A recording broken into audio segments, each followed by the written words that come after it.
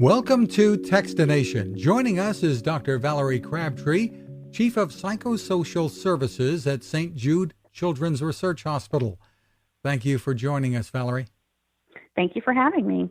And what we're talking about is an interesting opinion piece that you had in Psychology Today, and maybe beyond that as well. Advice for parents, what to tell their children or teach their children about the coronavirus. Yes, we found that it is such a challenging topic for parents to discuss with their children. It's a complex topic, yet it impacts every aspect of our daily lives. And so we wanted to think about how we could help parents really have a conversation with their child in a way that their child could understand the information, that could help the child understand why we have to take hygiene precautions, and also think about ways to cope with all of these changes in our daily lives. A lot of parents may feel like, well, I don't want to expose my children to this. I don't want to talk to them about it and scare them.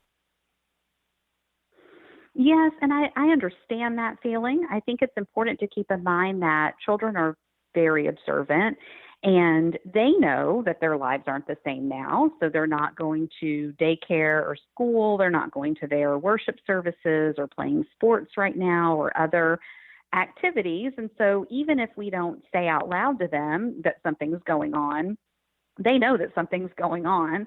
And I think, too, most adults are feeling a lot of negative emotions right now. They may be worried about getting ill, or they may be worried about not being able to work, or their financial health at the time. And so children can pick up on those difficult emotions that adults are having. And so I think we have to acknowledge that the children do know that something is different.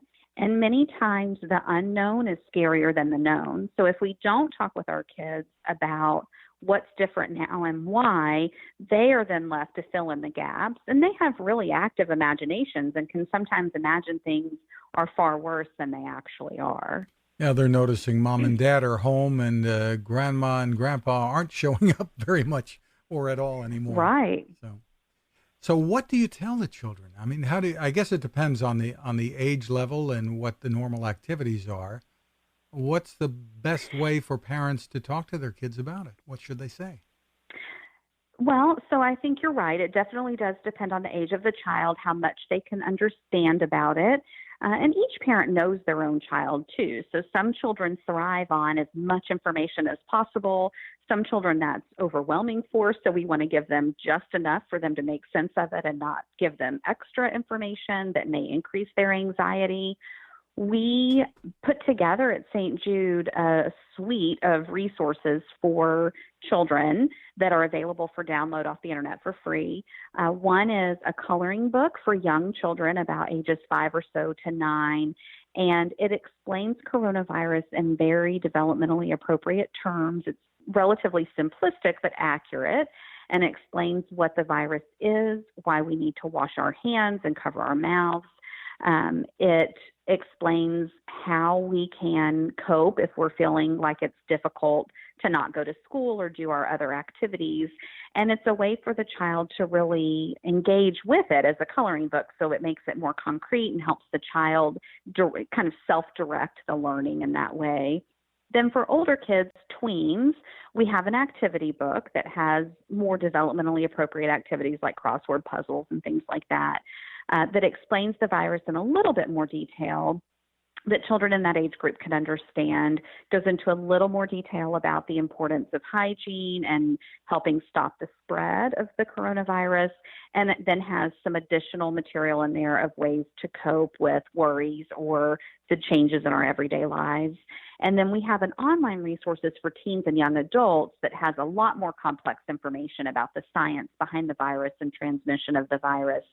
And also goes into more detail about things that are more developmentally appropriate for our older teens and young adults, like what if I was going to take the ACT, what if I was starting college, what if I need a job, and, you know, some of those concerns that don't really apply to a 10-year-old, for example, but are certainly at the forefront of our teenagers and young adults' minds. And so we try to create these as different materials so that we were really targeting the needs of that age group, but also helping the parents facilitate a conversation with their kids in a way that's a little bit less threatening.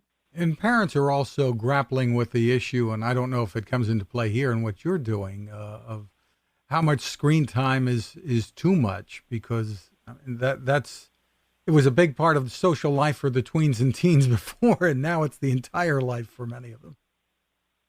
It is. And, I wish I had a good answer for that. I think I'm the parent of teens, actually. And so I can say just from my own experience that their entire lives, we've tried to be very mindful of how much screen time they get. And now that's really their only way of connecting with their peers. And, at this developmental period for adolescents, social connectedness is so crucial for their development.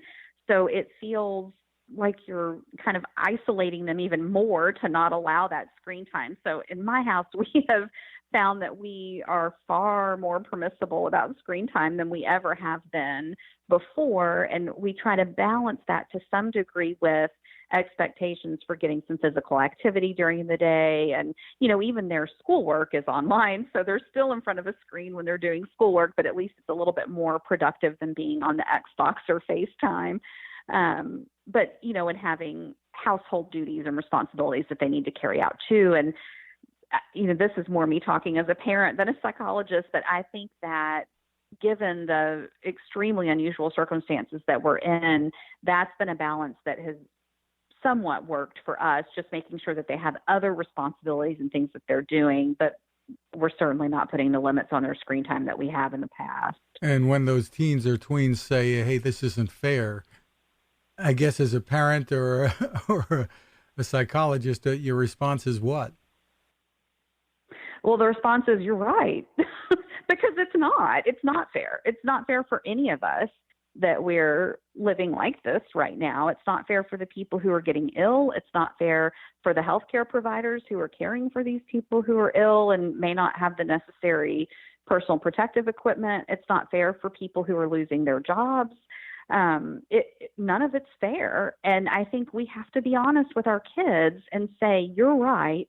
This is not fair. This is not the childhood that we expected for you. This is not, the high school experience that we wanted. And it's not fair. And unfortunately, it makes it maybe these tougher are if they're still the getting limits. mixed messages, I suppose, too. It does. And I think one of the challenges, and I see this on kind of some discussion boards of parents, are that some parents are a little bit more lax about the physical or social distancing rules than other parents are. And I think that can get kind of heated between parents, that if you're letting your child play with their 5 best friends, or you're letting your teenager hang out with her 2 best friends and go drive around and go, pick up food or whatever, then it puts more pressure on those parents who are being really restrictive about the social or physical distancing. And I think for those children whose parents are being more restrictive, it feels even more unfair, especially if they're on social media and see what other kids are out doing. It's harder. It is. Where can parents find the resources that you have? They're all downloadable from the Together by St. Jude website, and that is together.stjude.org. And if you type coronavirus into the search bar, a whole set of informational pieces will come up. There's the 3 downloadable activities for kids and teens, and there are also some electronic pieces there that are directed more at parents. Again, it's together.stjude.org. Dr. Valerie Crabtree, thank you so much for taking the time with us, and stay well. Thank you, you too. Now this. How many companies out there have continued to innovate when it comes to building a better radio?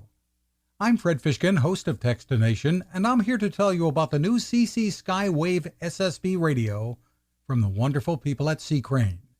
Bob and his crew really love radio, and it shows in this new compact model that is packed with features. Beyond great AM and FM reception and sound, you can tune into shortwave signals from around the world, listen to ham radio operators, aviation, and more. It's the radio you'll turn to every day and in emergencies.